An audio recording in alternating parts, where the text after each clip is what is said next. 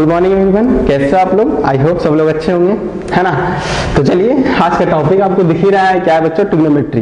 तो आज से हम लोग स्टार्ट करने वाले बच्चों ट्रिग्नोमेट्री, जो कि समझिए ना कि मैथमेटिक्स का बहुत ही इंपॉर्टेंट चैप्टर है बच्चों। मैथमेटिक्स का बहुत इंपॉर्टेंट चैप्टर है क्योंकि 11 12 में भी बहुत अच्छा खासा इंपॉर्टेंट रोल लगता है और 9 10 में बहुत अच्छा खासा इंपॉर्टेंट लगता है। आप 9 में जब प्रभास सर आपको फोर्स एंड मोशन पढ़ाए होंगे तो उसमें जो फोर्स का डिफिनेशन होता है, क्या होता है बच्चों? फोर्स नहीं, वर्क का जो डिफिनेशन होता है वो एफ एस कॉस थीटा होता है ना। वर्क जो होता है एफ एस कॉस थीटा, तो जो कॉस थीटा वहां पे था बच्चों वही ट्रिग्नोमेट्री था। यानी कि आप 9th क्लास में इसका बेसिक इंट्रोडक्शन ले चुके थे, है ना, लेकिन उसको आप फिजिक्स के अनुसार ही पढ़े हैं। ट्रिग्नोमेट्री किसके अनुसार पढ़े थे आप? फिजिक्स के अनुसार ही पढ़ करके उसको वहीं पर स्टॉप करे थे। अब हम लोग ट्रिग्नोमेट्री को मैथमेटिक्स के अनुसार पढ़ने वाले हैं। क्या पढ़ने वाले बच्चों? मैथमेटिक्स के अनुसार पढ़ने वाले हैं। तो ये अच्छी बात है कि आपको इसका ब्रीफ नॉलेज पहले से है ना, लेकिन अब हम इसका जो ब्रीफ नॉलेज को पूरा एंटायर नॉलेज में कन्वर्ट करते हैं। ब्रीफ नॉलेज किसमें कन्वर्ट करते हैं बच्चों? पूरा पूरा एंटायर नॉलेज में कन्वर्ट करते हैं। तो चलिए अब शुरू करते हैं हम लोग ट्रिग्नोमेट्री, है ना। तो देखिए बच्चों, ट्रिग्नोमेट्री आप इसको नाम से ही सजेस्ट किया जा रहा है ट्रिग्नोमेट्री। ट्रिग्नोमेट्री कहने का मतलब क्या? ट्री मतलब क्या हो गया? 3 हो गया, 3 गॉन मतलब क्या हो गया? एंगल, और मेट्री मतलब क्या हो गया? मेजरमेंट। नाम से तो पता चल रहा ना, यानी कि 3 एंगल का मेजरमेंट। यानी कि जहां पे भी हम लोग 3 एंगल का मेजरमेंट पढ़ते हैं उसे हम लोग बोलते हैं ट्रिग्नोमेट्री। जहां पे भी हम लोग 3 एंगल का मेजरमेंट पढ़ते हैं उसे हम लोग क्या बोलते हैं बच्चों? ट्रिग्नोमेट्री। अब एक बार बताओ, 3 एंगल कहां पे मेजरमेंट करते हैं हम लोग? 3 एंगल हम लोग कहां पे मेजरमेंट करते हैं? कहेंगे सर ट्रायंगल में मेजरमेंट करते हैं। किसे मेजरमेंट करते हैं बच्चों? ट्रायंगल में। यानी कि हमको ट्रायंगल के 3 एंगल का मेजरमेंट पढ़ना। क्या पढ़ना है बच्चों? ट्रायंगल के 3 एंगल का मेजरमेंट पढ़ना। तब कहिएगा कि सर तब ट्रिग्नोमेट्री में खास बात क्या है? जब ट्रायंगल के 3 एंगल का मेजरमेंट पढ़ना वो तो हम लोग पहले से पढ़ते आ रहे हैं। पहले से पढ़ते आ रहे हैं कहने का मतलब क्या कि अगर ये 50 है, ये 70 है तो सर ये 60 होगा, है ना। तो ये मेजरमेंट हम लोग तो पहले से पढ़ते आ रहे हैं ना। इसमें खास बात क्या है? तो इसमें खास बात क्या है, इंपॉर्टेंट बात क्या है? सबसे इंपॉर्टेंट ये क्या करता है? इट क्रिएट या इट इस्टेब्लिश्ड ज्यादा अच्छा है, relation between side and angle. यानी कि ट्रिग्नोमेट्री ऐसा चैप्टर है, इतना इंपॉर्टेंट चैप्टर है, मतलब कि ये हमेशा क्या करता है? ये रिलेशनशिप स्टैब्लिश करता है किसके किसके बीच में? साइड और एंगल के बीच में। देखो बच्चों, अभी से पहले जो भी हम ट्रायंगोमेट्री पढ़े, सॉरी जब भी हम लोग ट्रायंगल पढ़े हैं, बेसिकली ट्रिग्नोमेट्री तो ट्रायंगल ही है और ट्रायंगल तो हम लोग पहले से भी पढ़ चुके हैं। तो ट्रायंगल कहाँ पढ़े हैं? कॉन्ग्रुएंसी में पढ़े हैं, सिमिलरिटी में पढ़े, लेकिन जहां पर भी हम लोग ट्रायंगल पढ़े हैं सब में एंगल को अलग कंसीडर किए, साइड को अलग कंसीडर किए। ऐसा तो कभी नहीं था कि साइड और एंगल को दोनों हम लोग बराबर लिख रहे थे। कभी ऐसा आया था कि 50 degree equal to side AC, है ना, आया था 50 degree equal to side AC? इस तरह कुछ नहीं आया था, चाहे AC अपॉन BC कुछ भी इस तरह का कभी नहीं आया था। हम लोग जब भी पढ़े थे अच्छा साइड अलग एंगल अलग, साइड अलग एंगल अलग, सिमिलरिटी भी किए थे। तो हाँ, सिमिलर होने के बाद एंगल इक्वल हो जाता है और साइड प्रोपोर्शनल हो जाता है। तो साइड अपना अलग था, एंगल अपना अलग था, दोनों को रिलेशन था? कोई रिलेशन नहीं था। तो कोई रिलेशन नहीं था, उसको हम लोग उस तरह से स्टडी करते थे। लेकिन जब ट्रिग्नोमेट्री आया तो वो दोनों में रिलेशन ले आया कि साइड एंगल में रिलेशन होता है और उसको हम लोग बोलते हैं ट्रिग्नोमेट्रिक रेशियो। क्या बोलते हैं बच्चों? Trigonometric ratio. तो ट्रिग्नोमेट्रिक रेशियो के अनुसार वो साइड और एंगल में रिलेशन ले आया और यही साइड और एंगल में रिलेशन लाने के कारण ट्रिग्नोमेट्री बहुत फेमस हो गया। ट्रिग्नोमेट्री बहुत फेमस हो गया क्योंकि इसका वाइड यूज होने लगा बच्चों, वाइड यूज होने लगा। जितना भी आपका कंस्ट्रक्शन डिपार्टमेंट है उसमें ट्रिग्नोमेट्री का काफी यूज होने लगा। कंस्ट्रक्शन यूज होने लगा, एस्ट्रोनॉमी में यूज होने लगा और भी बहुत सारे मैथमेटिक्स जहां पे यूज हो रहा है वहां पे यूज होने लगा और उसको कैलकुलेशन को इजी बनाने लगा। ये कैलकुलेशन क्या करने लगा बच्चों? इजी बनाने लगा। जहां पे हमको पुल बनाना है तो कितने एंगल की इसको अगर हम ये स्लोप डालेंगे, जो भी है ना, कितने एंगल का स्लोप डालेंगे कि हमारा साइड कितना लंबा होना चाहिए, तो ये सब का मेजरमेंट वहां से आने लगा। और ये सब का मेजरमेंट आने लगा तो ट्रिग्नोमेट्री और भी इंपॉर्टेंट बन गया। पहले ट्रिग्नोमेट्री का कोई खास ये नहीं था क्योंकि चलो ट्रिग्नोमेट्री नहीं स्टार्ट हुआ था, पहले की बात नहीं। ट्रिग्नोमेट्री जब नहीं स्टार्ट हुआ था तो हम लोग को साइड और एंगल के बीच में रिलेशनशिप निकालने में बहुत प्रॉब्लम होती थी और ये प्रॉब्लम कहीं ना कहीं जो लोग कंस्ट्रक्शन डिपार्टमेंट थे यानी जो आर्किटेक्ट वगैरह थे उनको अच्छा खासा प्रॉब्लम होता था। लेकिन जब ये हमारा एंगल और साइड के बीच में रिलेशनशिप क्रिएट हो गया तो वो प्रॉब्लम भी हमारा क्या हो गया? कॉन्फ्लिक्ट ओवरकम हो गया और कॉन्फ्लिक्ट ओवरकम होने के बाद ट्रिग्नोमेट्री का वाइडली यूज होने लगा। इसलिए अगर इसका देखा जाए फ्यूचर में स्कोप, तो ट्रिग्नोमेट्री का फ्यूचर में स्कोप बहुत ज़्यादा है। अगर आप एक इंजीनियर बनते हो, बहुत बड़े इंजीनियर बनते हो, चाहे कुछ भी बनते हो, यानी कहीं पे भी अगर मैथमेटिक्स यूज कर रहे हो तो आपको कहीं ना कहीं ट्रिग्नोमेट्री की जरूरत पड़ेगा ही पड़ेगा, क्योंकि ट्रिग्नोमेट्री बहुत सारे क्वेश्चंस को सॉल्व करता है, बहुत सारे क्वेश्चन को, प्रैक्टिकल क्वेश्चन को भी क्या करता है, सॉल्व करता है। जैसे अगर कोई रॉकेट छोड़ा, ठीक है, पाकिस्तान वाला उधर से रॉकेट छोड़ा, इंडिया को भी इधर से रॉकेट छोड़ना है, तो एंगल लेके छोड़ेगा ना, एंगल लेना है पड़ेगा, उसको साइड लेना पड़ेगा कि इतना देर में उतना वो कंसीडर करना पड़ेगा, ना तभी ना उसके रॉकेट को विस्फोट करेगा। लेट सपोज वहां से एक रॉकेट छोड़ा, वो रॉकेट इस तरह जा रहा है और इंडिया यहाँ पे इसको विस्फोट करना है, तो यहाँ से आगे डिस्टेंस रहेगा और ये कितने एंगल से छोड़ेगा, तो एंगल भी आ गया और साइड भी आ गया। देखो कितने एंगल से छोड़ेगा, उसको कितना डिस्टेंस कवर करना है, कितने एंगल से छोड़ेगा और कितना डिस्टेंस कवर करना है, तो कहीं ना कहीं एंगल और साइड दोनों आ गया और दोनों का मेजरमेंट ले रहे हैं, इसका मतलब ट्रिग्नोमेट्री है। तो इस अनुसार हम ये भी कह सकते हैं कि सर डिफेंस में भी इसका बहुत ज़्यादा यूज है ना, डिफेंस में भी ट्रिग्नोमेट्री का बहुत ज़्यादा यूज है। तो इतना ज़्यादा वाइड एप्लीकेशन होने के कारण ही ट्रिग्नोमेट्री हम लोग को पढ़ाया जाता है ना, इतना ज़्यादा वाइड एप्लीकेशन होने के कारण ही ट्रिग्नोमेट्री हम लोग को क्या करना है बच्चों, पढ़ना है। तो चलिए अब बिना टाइम वेस्ट करते हुए ट्रिग्नोमेट्री के मेन कंटेंट पे आ जाते हैं। ये तो थोड़ा सा उसका क्या था, ब्रीफ इंट्रोडक्शन था कि क्यों हमारे लिए जरूरी है। तो चलिए आप सभी चीज का नोट कर लीजिएगा बच्चों, जो भी हम वर्ड बोलते हैं उसका नोट्स बना करके आप हमें जब होमवर्क सेंड करने के लिए बोलते हैं उसमें आप होमवर्क सेंड कर सकते हैं। तो ट्रिग्नोमेट्री का डिफिनेशन वगैरह सारा लिख लीजिएगा, इंपॉर्टेंट नोट्स वगैरह लिख लीजिएगा, सारा जो भी है वो लिख करके ही नोट्स बना करके ही सेंड कीजिएगा। तो चलिए अब ट्रिग्नोमेट्री में बेसिकली हम पढ़ क्या रहे हैं बच्चों, तो ट्रिग्नोमेट्री में हम लोग एंगल का मेजरमेंट पढ़ रहे हैं। तो मेजरमेंट का आपको पता ही है कि किसी भी चीज को मेजर करना, उसके क्वांटिटी, उसको मैग्नीट्यूड को मेजर, इसको मैग्नीट्यूड के बारे में आइडेंटिफाई करना ही हमारा क्या होता है, मेजरमेंट होता है। तो अब एंगल के बारे में थोड़ा जान लेते हैं। वैसे भी आप मेजरमेंट आप पहले से जान चुके हैं फिजिक्स में भी, है ना, मेजरमेंट ऑफ एंगल,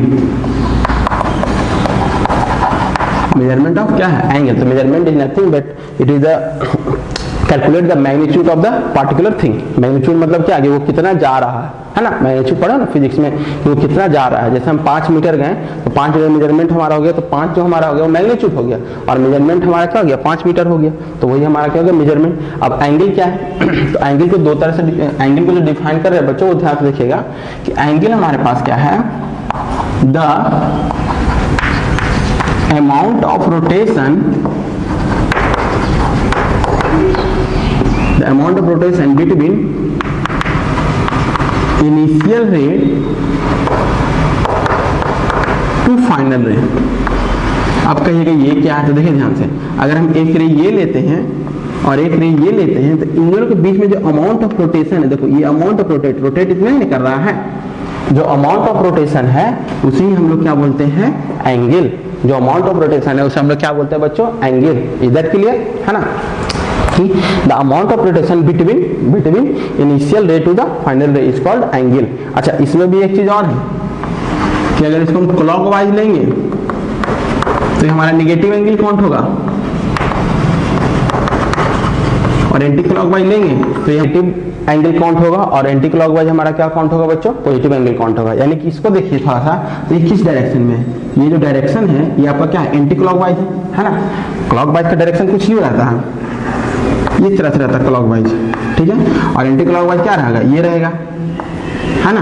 तो देखिए कौन सा डायरेक्शन में, इस डायरेक्शन में है, देखिए ये इस डायरेक्शन में है, तो ये काउंट होगा आपका पॉजिटिव एंगल। क्या काउंट होगा बच्चों, ये काउंट होगा आपका पॉजिटिव एंगल। और अगर एंगल इस तरफ से रहे तो ये काउंट होगा, देखिए ये क्लॉकवाइज डायरेक्शन में हो गया, तो ये चूंकि क्लॉकवाइज डायरेक्शन में हो गया तो इसको हम लोग क्या बोल सकते हैं, नेगेटिव एंगल। क्या काउंट होगा बच्चों, नेगेटिव एंगल। यानी कि अगर इनका मेजरमेंट, इनका मैग्नीट्यूड 50 डिग्री है तो इसको हम -50 डिग्री काउंट करेंगे और ये 50 डिग्री है तो ये हमारा +50 डिग्री काउंट होगा। क्या कोई दिक्कत नहीं है। यानी आप एंगल के बारे में जानेंगे, यानी बेसिकली जो हम लोग को पढ़ना था मेजरमेंट ऑफ एंगल, तो एंगल किसे कहते हैं, the amount of rotation between initial रे टू द फाइनल रे इज कॉल्ड एंगल। अच्छा एंगल दो टाइप का हो गया, एक आपका क्लॉकवाइज नेगेटिव पॉजिटिव, है ना, according to their measurement. According to their measurement, there are two types of angle, negative and positive angle. Clockwise measurement करेंगे तो negative, देखो clockwise measurement की तो क्या आ गया negative, और anti clockwise measurement की तो क्या आ गया हमारा positive। ठीक है बच्चों, अब हम लोग आते हैं अपने सबसे इंपॉर्टेंट चीज पे कि जो मेजरमेंट ऑफ एंगल है वो किस पे है, हमारा ट्रिग्नोमेट्रिक रेशियो पे। किस पे आ रहा है बच्चों, ट्रिग्नोमेट्रिक रेशियो पे। तो वो जो ट्रिग्नोमेट्रिक रेशियो हमें अप्लाई करना है वो हमेशा अप्लाई करना है हमें राइट एंगल ट्रायंगल में करना है। किसमें करना है बच्चों, राइट एंगल ट्रायंगल में।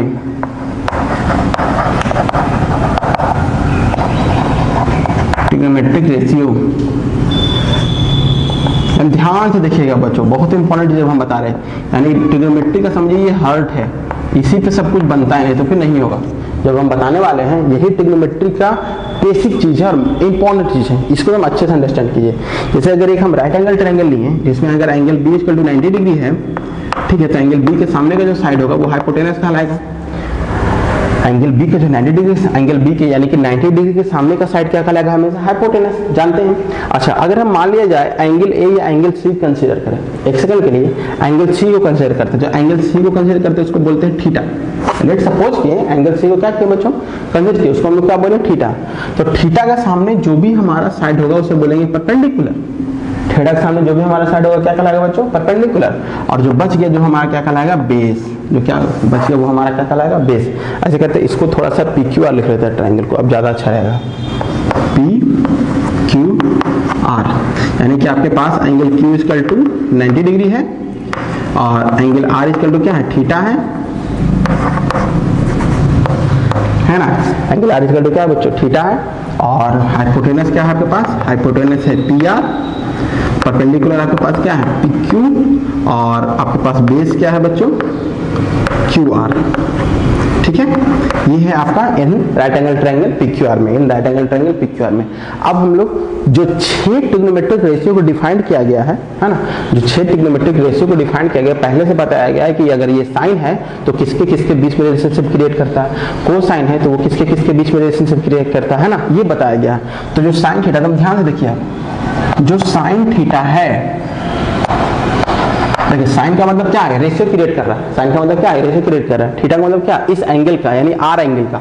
या तो आर बोलो या तो थीटा बोलो, दोनों तो बात बराबर है। Angle R equal to theta ही है ना, तो साइन थीटा इस एंगल का रेशियो क्रिएट किया गया। तो जो थीटा है ना, वो क्या, साइन जो है वो क्या रेशियो क्रिएट करता है, साइन हमेशा रेशियो क्रिएट करता है perpendicular upon base, sorry perpendicular upon hypotenuse, base नहीं, परपेंडिकुलर अपॉन हाइपोटेनस। यानी कि अगर इस ट्रायंगल में बात किया जाए तो इस ट्रायंगल में बात किया जाए तो परपेंडिकुलर क्या है, P Q upon H P R,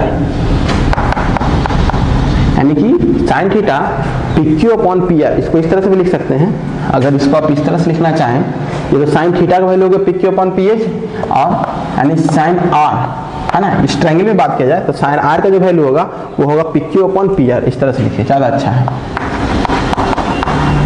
ठीक है बच्चों, कोई दिक्कत नहीं, कोई खास दिक्कत नहीं कि जो साइन थीटा है वो हमेशा रिलेशनशिप क्रिएट करता है, किसके किसके बीच में रिलेशनशिप बताता है, तो perpendicular upon hypotenuse. Perpendicular upon hypotenuse, perpendicular क्या है, तो सर थीटा के सामने वाला साइड, थीटा के अपोजिट साइड। तो थीटा के अपोजिट साइड परपेंडिकुलर और 90 डिग्री के सामने हाइपोटेनस, यानी perpendicular upon height, perpendicular upon hypotenuse. और ट्रायंगल हम किसकी बात कर रहे हैं, पी क्यू आर में। तो ट्रायंगल पी क्यू आर में साइन आर का जो वैल्यू होगा वो P Q upon P R है ना। साइन आर करने का मतलब क्या, ये एंगल आर के सामने, यानी कि परपेंडिकुलर अपॉन हाइपोटेनस होता है, आर के सामने परपेंडिकुलर, तो परपेंडिकुलर क्या है, पी क्यू, हाइपोटेनस क्या है, तो पी आर।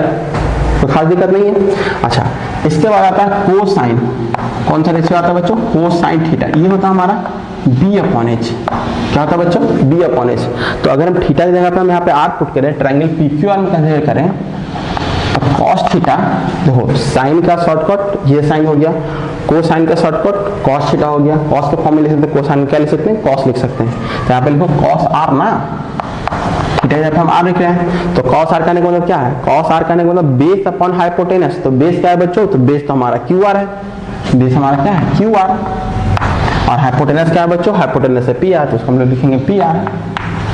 क्या कोई खास दिक्कत नहीं ना है। अच्छा, साइन थीटा हो गया, कोसाइन थीटा हो गया। अब टेंजेंट, टेंजेंट थीटा, ये होता है अपन पी अपॉन बी। क्या होता है बच्चों, पी अपॉन बी। इसको शॉर्टकट में हम लोग लिखते हैं tan। थीटा यहाँ पे क्या ले रहे हैं, आर। शॉर्टकट में क्या लिखते हैं बच्चों, tan, tn tan। तो p अपॉन b, तो p क्या है, पी क्यू, b क्या है, क्यू आर। इन दोनों के बीच में रिलेशनशिप क्रिएट करेगा, ठीक है ना। अच्छा, अब इसके बाद इसका रेसिप्रोकल, साइन का रेसिप्रोकल, साइन का रेसिप्रोकल को हम लोग बोलते हैं कोसिकेंट। क्या बोलते हैं बच्चों, कोसिकेंट। तो कोसिकेंट हो गया किसका, साइन का। इसको ध्यान रख लीजिए, इससे ये इसका रेसिप्रोकल हो गया। तो रेसिप्रोकल इसका करिए, इसका रेसिप्रोकल क्या हो जाएगा, एच अपॉन पी। यानी कि इसका शॉर्टकट होता है कॉसेक। क्या होता है बच्चों? कॉसेक। कोसेकेंट होता है उसका फुल फॉर्म, कॉसेक होता है इसका शॉर्टकट। कॉसेक आर क्या हो जाएगा हमारा एच अपॉन पी, तो एच क्या है हमारा P R, P R upon P Q, यानी इसका उल्टा पी आर अपॉन क्या हो गया बच्चों पी क्यू। अब कोसाइन का उल्टा होता है सीकेंट थीटा, तो सीकेंट थीटा है तो इसका उल्टा क्या हो जाएगा एच अपॉन बी, तो इसका उल्टा लिख दीजिए। इसको शॉर्ट में कहते हैं हम लोग सेक थीटा, यानी यहाँ पे आर एंगल है तो आर क्या होगा इसका उल्टा P R upon Q R, तो खास दिक्कत नहीं है। अच्छा, इसके बाद हमारा होता है टेंजेंट का होता है को टेंजेंट। टेंजेंट क्या होता है बच्चों? को टेंजेंट थीटा, को टेंजेंट थीटा इसका उल्टा क्या हो जाएगा बी अपॉन पी, तो आपके पास इसको शॉर्ट में बोलते हैं कॉट आर। कॉट आर का वैल्यू क्या हो जाएगा इसका उल्टा करो Q R upon P Q, Q R upon क्या हो गया बच्चों पी क्यू। ये आपको क्लियर है? तो यही 6 आपका ट्रिग्नोमेट्रिक रेशियो है जो कि बहुत इंपॉर्टेंट है और इसी के बेस्ड पे हम लोग सारा क्वेश्चन करेंगे। इसी के बेस्ड पे हम लोग क्या करेंगे बच्चों सारा क्वेश्चन को सॉल्व करेंगे। यानी कि आप ध्यान दीजिए कि साइन थीटा आपका पास होता है पी बटा एच, एकदम याद रख लीजिए साइन थीटा क्या होता है बच्चों पी बटा एच, कॉस थीटा क्या होता है इसको बी बटा एच, टैन थीटा क्या होता है P upon B, cosec H upon P, secant H upon B, cotangent यानी cot theta upon B upon P. या तो आप इसको इस तरह से भी याद रख सकते हैं ना, sine cos tan, sine cos tan sine क्या होता है पी अपॉन एच है ना, B upon H P upon B है ना, यानी साइन थीटा क्या होता है P upon H, cos theta क्या होता है एच अपॉन बी और टेन थीटा क्या होता है पी अपॉन बी है ना, इसमें कोई दिक्कत नहीं है। अच्छा, एक चीज और आपको बता दें बच्चों, कुछ मूवीज में जब ट्रिग्नोमेट्री को पढ़ाया जाता है तो इसको ना बहुत अच्छे तरीके से प्रोनाउंसिएट किया जाता है। जैसे एक मूवी आई थी चॉक एंड डस्टर, एक मूवी आई थी चॉक एंड डस्टर, उसमें एक जो एक्ट्रेस थी वो ट्रिग्नोमेट्री पढ़ा रही थी क्लास में। तो थोड़ा सा मूवी हम देखें तो उसमें जब एक्ट्रेस ट्रिग्नोमेट्री पढ़ा रही थी तो उसको साइन थीटा कॉस थीटा और टेन थीटा को इस तरह डिफाइन की कि अगर किसी भी बच्चे को sine theta cos theta tan theta याद नहीं रहता है तो आप ये लिख लीजिए sine theta cos theta tan theta और इसको शॉर्टकट में याद रख लीजिए है ना। शॉर्टकट में ये है कि पंडित बद्री प्रसाद हरि हरि बोल। अच्छा है ना बच्चों हालांकि आपको स्टार्टिंग में ही प्रॉब्लम होगा, एक बार जब 2-3 दिन यूज टू में आ जाएगा ना तो कभी प्रॉब्लम नहीं होने वाला। इसलिए अगर आपको ध्यान देना है, कभी भी भूल गए तो आप ये लिख सकते हैं पंडित बद्री प्रसाद हरि हरि बोल। ये आपका हो गया साइन, ये हो गया आपका कॉस, ये आपका हो गया क्या टेन। देखो पी बटा एच बी बटा एच पी बटा बी। अच्छा, और जब साइन याद हो गया तो साइन का उल्टा कॉसेक, साइन का उल्टा क्या हो गया कॉसेक, यानी उसका एच अपॉन पी, कॉस का उल्टा सेक एच अपॉन बी और टेन का उल्टा कॉट एच अपॉन बी। ये क्लियर है बच्चों? तो इसको भी आप नोट डाउन कर लीजिए। अच्छा, इसको नोट डाउन करने के बाद आपको सबसे इंपॉर्टेंट एक चीज आपको बताने वाले हैं कि अगर उल्टा कहने रहे बच्चों रेसिप्रोकल कह रहे हैं, साइन का रेसिप्रोकल क्या है कॉसेक, तो आप याद रखिए कि किसी भी नंबर के अगर हम उसके रेसिप्रोकल से मल्टीप्लाई करते हैं तो क्या आता है बच्चों क्या था 1। अगर 5 है इसका अगर रेसिप्रोकल से मल्टीप्लाई करें तो क्या आएगा 1 आएगा नहीं, 5 से 5 तो कट जाएगा। तो किसी भी नंबर को अगर उसके रेसिप्रोकल से मल्टीप्लाई कर दे तो हमारे पास क्या आ जाएगा 1 आ जाएगा। तो मान लिया जाए हम साइन थीटा और कॉसेक थीटा को मल्टीप्लाई किए, ठीक है। साइन थीटा हमारा क्या होता है P upon H, cosec theta क्या होता है हमारा एच अपॉन पी, दोनों को मल्टीप्लाई किए तो साइन थीटा आपका क्या हो गया P upon sine theta into cos theta क्या हो गया P upon H into H upon P. ये तो कैंसिल आउट हो गया है ना, यानी कि क्या हो गया बच्चों sine theta into cosec theta equal to 1। तो यहाँ से हम एक चीज पे पहुंचे, या तो हम साइन थीटा को लिख सकते हैं 1 upon cosec theta as our use, और कॉसेक थीटा को लिख सकते हैं 1 अपॉन साइन थीटा। क्या लिख सकते हैं कि नहीं लिख सकते हैं, ये हमारा यूज पे डिपेंड है, जिसका जब जरूरत पड़ेगा उसको हम लोग यूज करेंगे। यानी क्योंकि साइन और कॉस एक दूसरे क्या हो गया बच्चों रेसिप्रोकल हो गया, साइन और कॉस एक दूसरे क्या हो गया बच्चों रेसिप्रोकल। तो हम साइन को लिख सकते हैं 1 बाई कॉसेक थीटा, देखो 1 उधर गया तो 1 बाई कॉसेक थीटा होगा ना, हम कहाँ से लाएंगे देखो साइन थीटा कॉसेक थीटा था, दोनों को अगर हम मल्टीप्लाई करते हैं तो sine theta into cosec theta P by x H by P cancel, यहाँ पे एक इसको इधर भेजे तो कॉसेक थीटा, अगर हम इसको इधर भेजे तो ये हो गया। यानी कि हम बोल सकते हैं कि साइन थीटा इक्वल टू क्या होता है बच्चों 1 अपॉन कॉसेक थीटा, या फिर कॉसेक थीटा अपॉन क्या हो जाएगा बच्चों 1 अपॉन साइन थीटा। तो उसी प्रकार हमारा कॉस क्या हो जाएगा बच्चों 1 अपॉन सेक थीटा, और सेक थीटा क्या हो जाएगा बच्चों 1/cos थीटा, ठीक है। उसी प्रकार tan थीटा क्या हो जाएगा बच्चों, 1/cot थीटा, और cot थीटा क्या हो जाएगा बच्चों, 1/tan थीटा। इसमें तो किसी कोई खास प्रॉब्लम नहीं है ना। ये बहुत इंपॉर्टेंट चीज है बच्चों, ये बहुत इंपॉर्टेंट चीज है कि इसका यूज हम लोग बहुत बार करने वाले हैं, इसी का यूज हम लोग को आने वाला है, इसी का यूज आने वाला है, ठीक है। और इसके अलावा एक और चीज है जो सबसे ज्यादा यूज आएगा, एक और चीज जो सबसे ज्यादा यूज आएगा वो ये है कि हमारा PQ राइट एंगल ट्रायंगल है। क्या है बच्चों, PQ क्या हमारा राइट एंगल ट्रायंगल है। तो PQ अगर राइट एंगल ट्रायंगल है, एंगल Q, तो पाइथागोरस थ्योरम यूज होगा बच्चों, हमेशा पाइथागोरस थ्योरम यूज होगा, है ना। पाइथागोरस थ्योरम क्या था, p² + b² = h²। इसका यूज भी बहुत होने वाला है, यानी कि आपको ट्रिग्नोमेट्री में बेसिकली यूज होगा आपका ये p² + b² = h², एक यूज होने वाला है, और ये 6 यूज होने वाला है ना। क्या यूज होने वाला बच्चों, ये 6 यूज होने वाला है, जहाँ पे sin theta p/h, cos theta b/h, tan theta p/b, cos theta h/p, sec theta h/p, cot theta p/b। आप 1-2 दिन कंटिन्यू इसको बनाओगे ना बच्चों, तो आपको सब याद हो जाएगा, इसको आपको सब याद हो जाएगा। आने तो वो ट्रिक था ही, है ना, कि क्या था, पंडित बद्री प्रसाद हरिहर बोल, उससे भी हो जाएगा। चलिए अब इसके बाद हम लोग ये जान गए कि एक दूसरे का रेसिप्रोकल है ये sin cos tan, तो रेसिप्रोकल अनुसार उसको इस तरह से लिख सकते हैं। तो इन फ्यूचर में हम आगे आने वाले क्वेश्चन में डायरेक्ट लिख देंगे। अगर दिया हुआ रहेगा, देखो बच्चों, अगर दिया हुआ रहेगा tan = 5/9, तो हम उसको तुरंत लिख देंगे cot = 9/5। इसका उल्टा हो गया ना, क्योंकि tan का उल्टा होता है cot, तो 5/9 का उल्टा क्या होगा, 9/5। डायरेक्ट हम लिख सकते हैं इस तरह से। तो इस तरह से हम लोग डायरेक्ट यूज करने वाले हैं। तो ठीक है बच्चों, सबसे पहले तो इसको नोट डाउन कीजिए आप, है ना। सबसे पहले इसको क्या कीजिए, नोट डाउन कीजिए।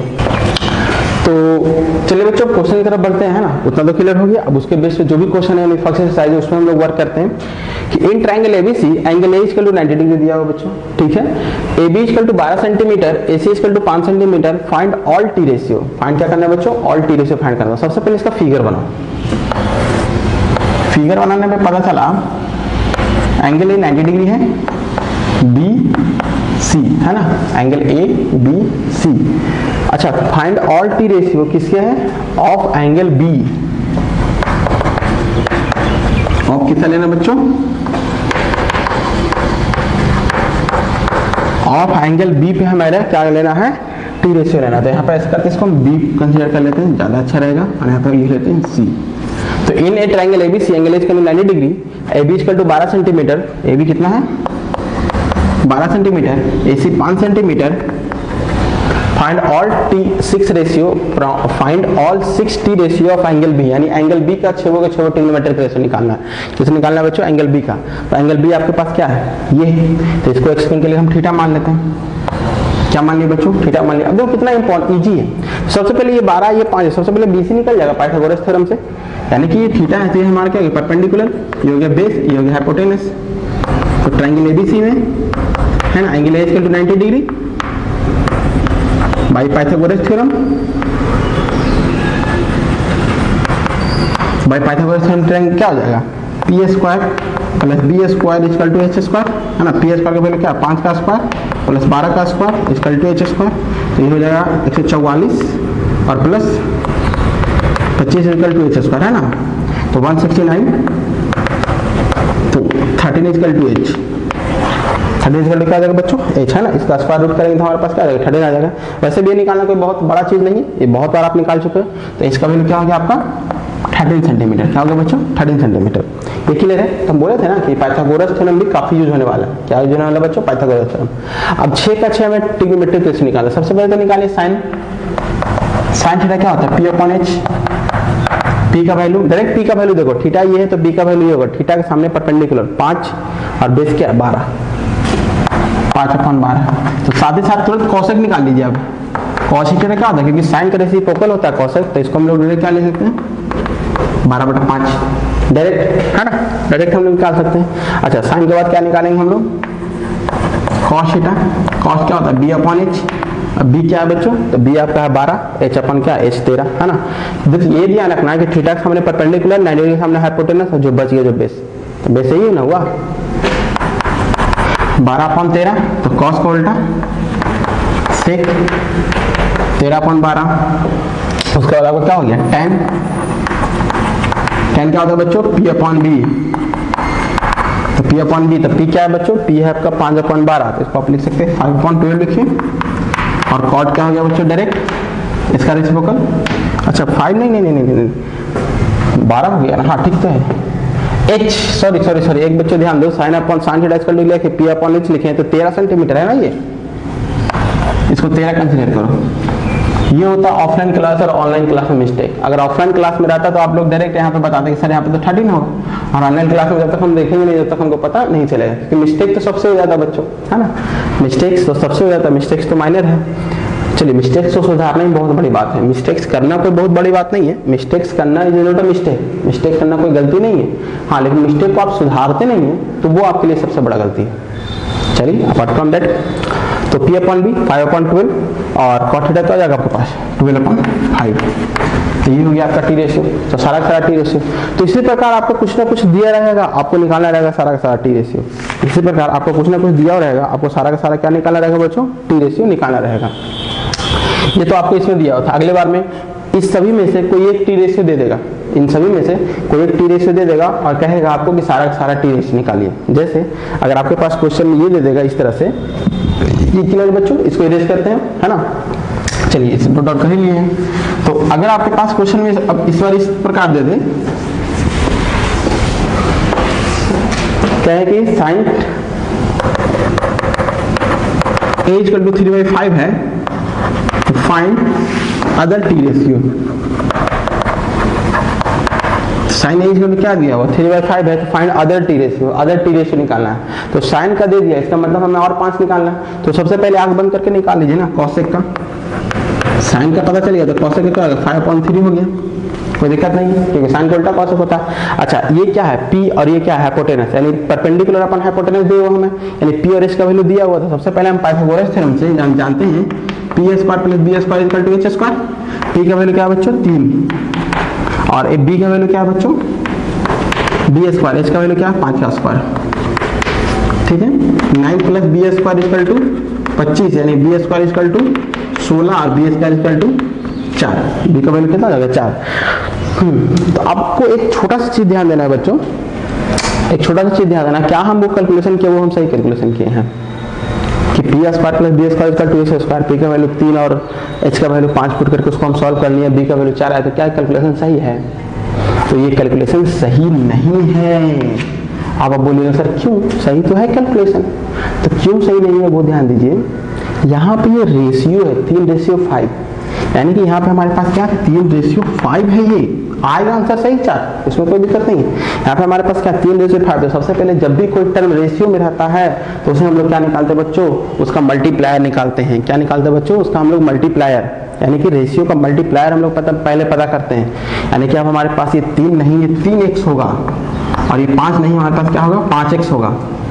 हाँ, कट के आ जाएगा वही, ये ध्यान रखिएगा कि हम 3x और 5x को डिवाइड करेंगे तो 3x 5x हमारा आ जाएगा वही। तो अब यहाँ पे अगर हम 3 की जगह पे 3x का स्क्वायर रखेंगे, 3x², 5x², x², तो क्या आ गया बच्चों 4x, है ना।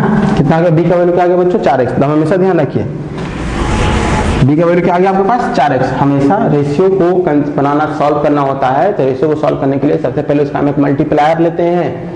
रेशियो को सॉल्व करने के लिए उसका हम क्या लेते हैं बच्चों, एक मल्टीप्लायर लेते हैं। मल्टीप्लायर में क्या ले लिया, x ले लिए। तो अब हमारे पास p 3x हो गया और हाइपोटेनस क्या हो गया 5x हो गया। कितना हो गया बच्चों यहाँ पे 5x, ठीक है।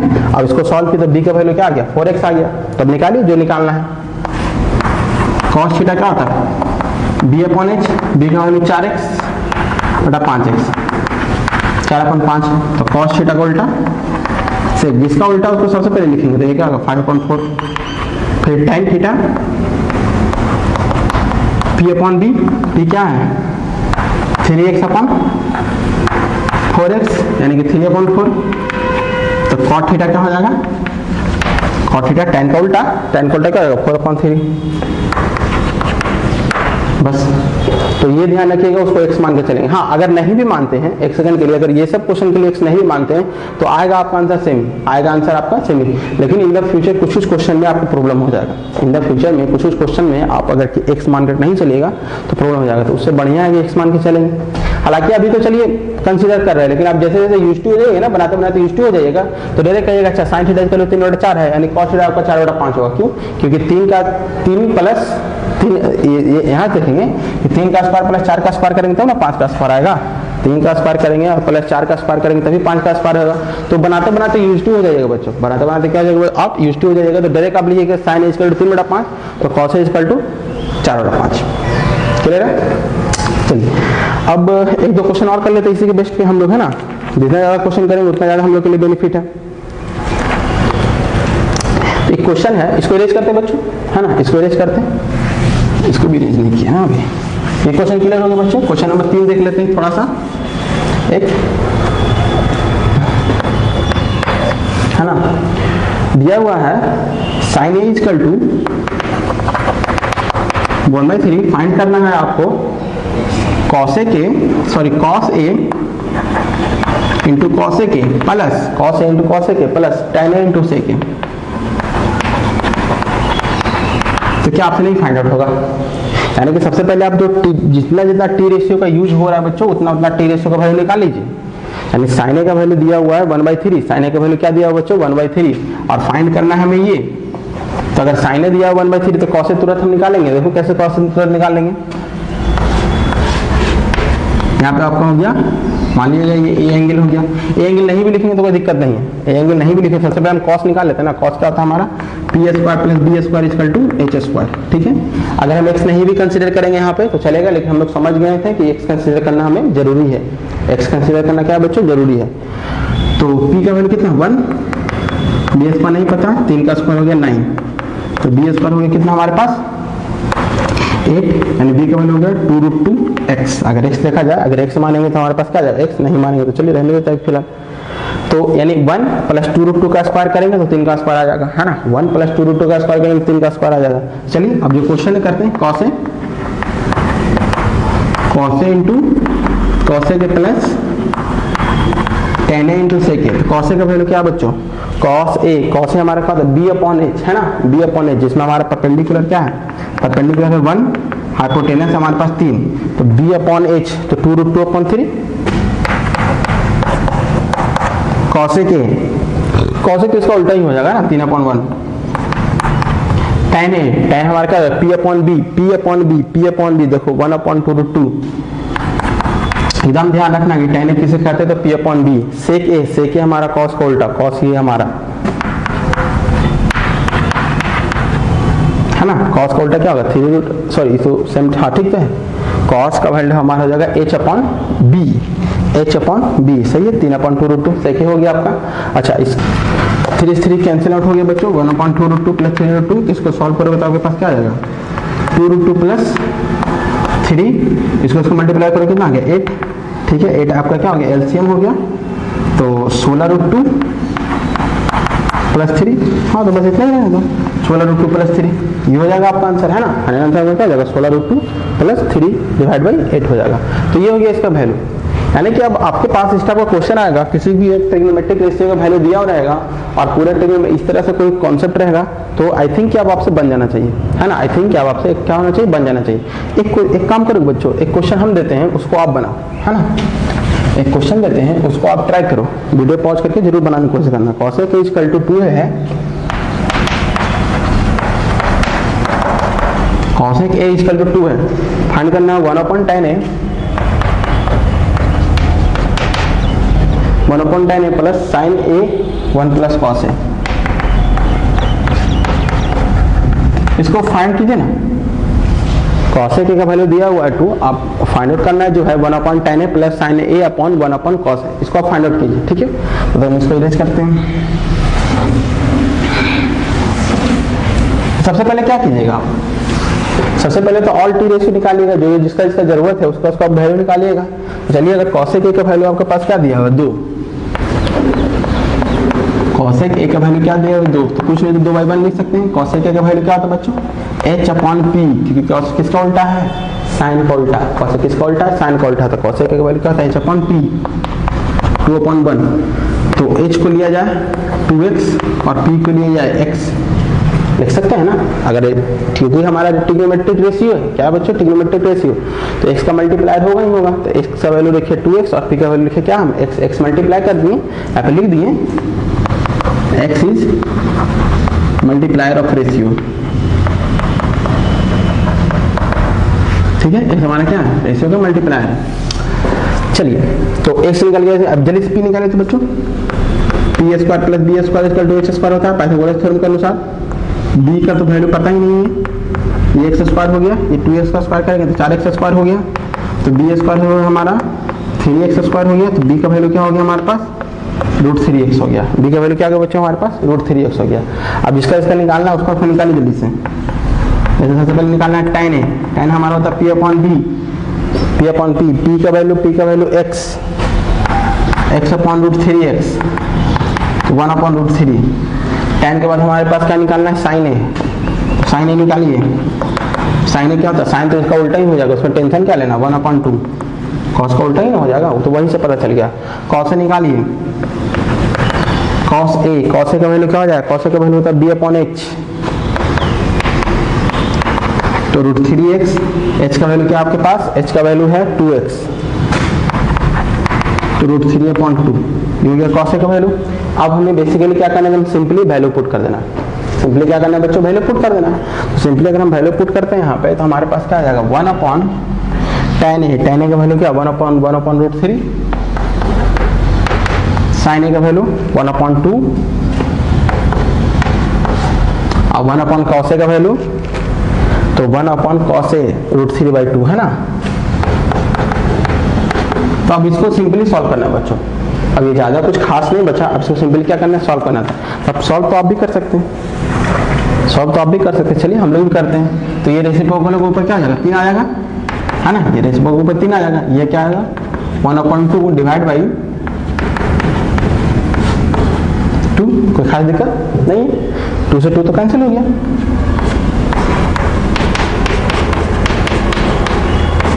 ठीक है, अब हम इसको क्या करते हैं, इसको रेशनलाइज कर लेते हैं एक सेकंड के लिए, क्योंकि नीचे 2/√3 है, तो रेशनलाइज अगर करते हैं तो इसको 2 - √3 से मल्टीप्लाई करेंगे, ऊपर क्या आ जाएगा 2 - √3 और नीचे 4 - 3 यानी 2 - √3। इसका रेशनलाइजेशन आता है ना आपको, रेशनलाइजेशन करेंगे तो खूब 1/2√3 को 2 - √3 मल्टीप्लाई डिवाइड किया, तो आपके पास क्या आ गया 2 - √3। इसको आप लिख सकते हैं √3 2 - √3, तो -√3 प्लस √3 कैंसिल, इसका आंसर आ गया क्या बच्चों 2। तो क्या आंसर आ गया आपको 2। अच्छा, जो डिवाइड नहीं कर सकते तो इसको डायरेक्टली ऐड कर सकते हैं। अगर मान लिया जाए इसको रेशनलाइज नहीं किया, तो इसको अगर डायरेक्टली अगर ऐड करते हैं तो √3 2 + √3 + 1 आ गया यहाँ पे, डिवाइड बाई 2 आ गया, है ना, डिवाइड बाई क्या आ गया, सॉरी डिवाइड बाई 2 + √3 ना। अच्छा, इसको अगर हम सॉल्व करते हैं तो क्या आएगा 2√3 + 3 + 1 डिवाइड बाई 2 + √3।